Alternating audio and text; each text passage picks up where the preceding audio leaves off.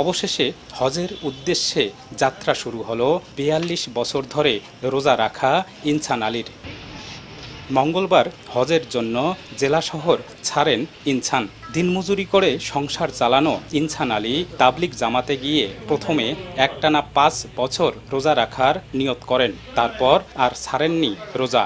এভাবেই কেটে গেছে প্রায় ৪২ বছর। অভাবের সংসারেও নবীর আদর্শ মেনে মহান সৃষ্টিকর্তাকে খুশি করতে খেয়ে না খেয়ে রোজা পালন করে আসছেন তিনি।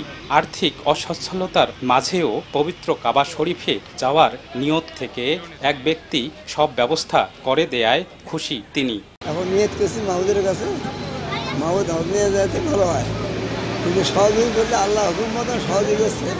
ঢাকার এক হুজুর সাহেব তাই আর মুছে হয়, এবার দুজন সহযোগী টাকা পয়সা ওনারা দিয়ে দিচ্ছে। আল্লাহ রহমতে আল্লাহ ফায়সালা গেছে, আল্লাহ রহমতে হজ চলছে।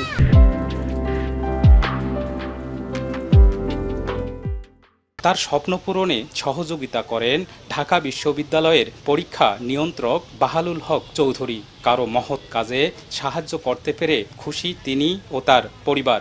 গরিব মানুষ কিছু করতে পারে না, যাই হোক আল্লাহ মানে দয়া করছে, ওরা নিয়ে যেতেছে। ঢাকা ইউনিভার্সিটির কন্ট্রোলার স্যার তাকে হজে পাঠানোর জন্য নিয়ত করছে।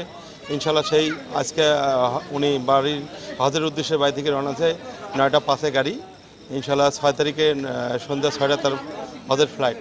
বলে সমস্ত এই যারা নিউজ করছে তাদেরকে শুকরিয়া আদায় করে, তারা তাদের মাধ্যমে সমস্ত দুনিয়ার লোক জানতে পাইছে এবং তাদেরকে আল্লাহ তাআলা যেন বিভিন্নভাবে আল্লাহ তাআলা তাদেরকে সাহায্য করে। ৬ জুন ঢাকার হাজি ক্যাম্প থেকে ফ্লাইটে করে হজ পালনের জন্য পবিত্র কাবা শরীফে পৌঁছাবেন ইনসান আলী। তার গ্রামের বাড়ি কুড়িগ্রাম সদর উপজেলার চর সারডোব এলাকায়।